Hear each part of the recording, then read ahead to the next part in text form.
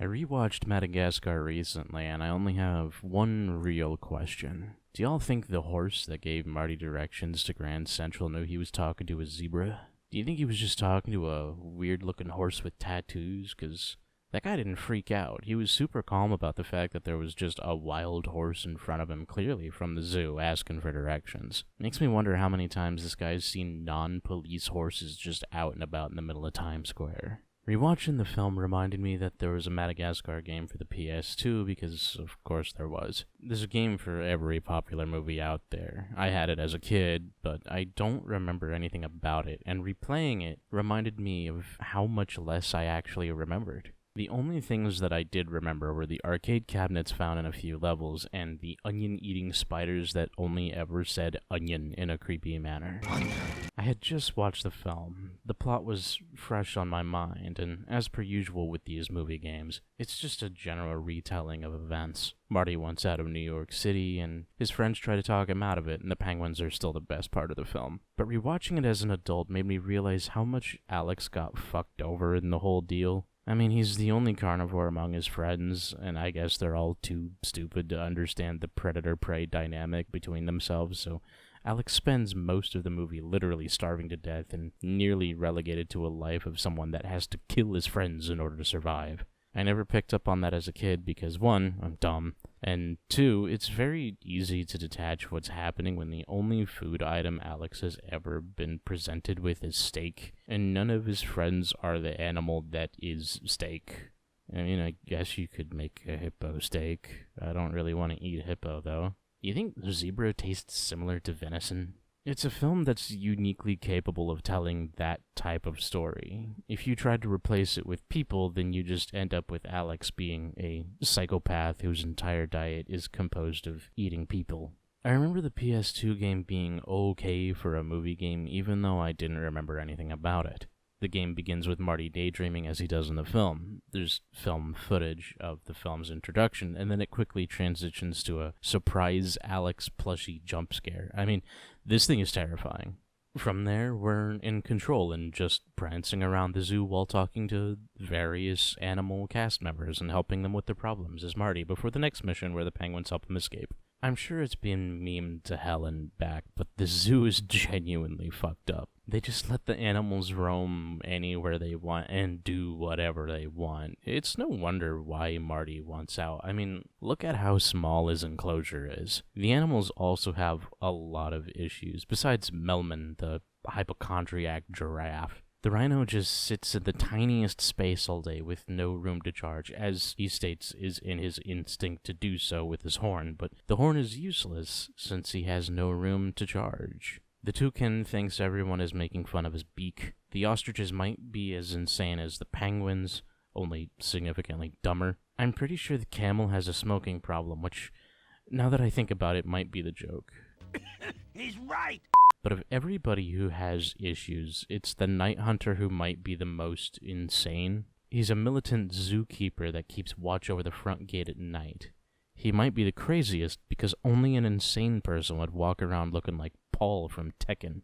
The first act is entirely about introducing the cast and getting familiar with how their sections of the game might work. Marty is the character who we see the most perspective. Alex can double jump, Gloria can run really fast and is a tank. I guess that's actually pretty true to form since hippos can run up to 30 miles an hour, God help us. And Melman can fly. Helicopter! Helicopter! Scattered throughout the New York levels are arcade cabinets, which the game challenges the player to get the high score of 5,000 points. You don't have to do them, they're all kinda shit except the Galaga one. It's not really Galaga, but it's Galaga. Alrighty guys, it's time for today's sponsor, War Thunder. I'm kidding. I actually don't think I can make this joke. Please don't click ahead. After the gang gets shot to death and put into boxes to Kenya, the penguins hijack the boat. This sequence went on for so long that I forgot I was playing Madagascar. I forgot what game I was playing. I thought I was just playing a game about penguins killing people, which wouldn't surprise me if that were actually a game somewhere. I don't think Toys for Bob, the developers, knew how to code followers, so we just play as Skipper as he goes throughout the ship. I also don't think whoever was playing Private wanted to be there. He sounds so depressed. Out ahead to find a rendezvous point. then call us up. As I'm playing this game, I'm realizing why I forgot most of it. There's a lingering question that gets asked when a game like this is made, and it's how do you make a game for a film whose plot is ultimately four friends trying not to die on an island, all while coming to terms that one of them is literally starving to death because he can't eat them. It's not like some of the more popular IP ties. Lord of the Rings games have the advantage of being an adventure series. It's possible to have fighting mechanics of any kind, real-time or turn-based, it doesn't matter. They can have items, equipment, stats, subplots, whatever, that just fit in with the grand scope of destroying the ring. It's also not like Battle for Bikini Bottom, where they can just treat it like any other episode of SpongeBob by making up whatever plot they want. Maybe they're given a genre that the game's supposed to be, but there's a good chance that there's not much they can do to follow the film's plot and make the game simultaneously, which is why a lot of these games just create problems that the cast have to solve in between the main story beats.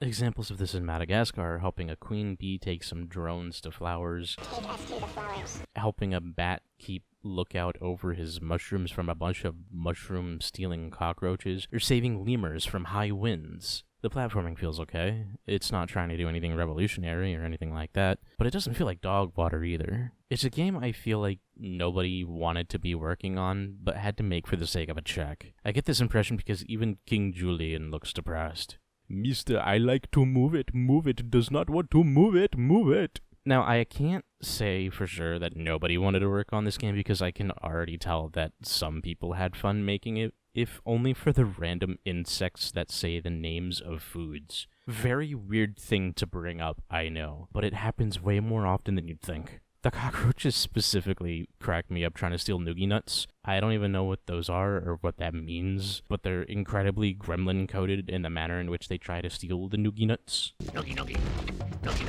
We get the mission as Melman, who has the head bash ability. I have that ability too, but it just gives me brain damage. During the banquet level, we have to collect a bunch of food items in order to make various dishes. Replaying it, this might be my favorite mission, not only now, but as a child. It's the only mission that feels like the kind of game that I really loved when I was a kid, where we just run around and collect shit for the sake of the number go up. Pure dopamine. Anyway, we get the mission from Mort, the annoying little lemur. He says that Melman is the only one who can do it because of the head bashing. The other giants just temporarily scare off the cockroaches from the nuts, but Melman can kill them. I mean, that's essentially what he's saying. It's a kid's game, so he can't explicitly say that, but that's what he's saying. Honestly, everything that Mort has Melman doing is really damn funny, because he wants Melman to throw bombs at worm nests later on, but the way that we throw them is like a mortar system. I swear, Obama would be proud. He might even be my favorite character in this game. Melman, not Obama. I would be so surprised if Obama showed up. I'm gonna fucking pray. Of all the characters they've created just for this game, which thankfully isn't very many, Wilbur is the worst. He shows up in the banquet level, but then he just keeps showing up. He sees Gloria and immediate boner. At first, he's not so bad. He does some flirting and offers help in exchange for a kiss from Gloria. She says not just no, but fuck no, but he keeps showing up afterwards in the signal fire level. The idea is to collect a bunch of parts for the Statue of Liberty signal fire. It's pretty much just like the banquet level, but honestly not as good because it's more mini-games than it is platforming and collecting parts. That and Wilbur is the source of at least half the parts. This man is a sexual deviant who expects a fuck after helping.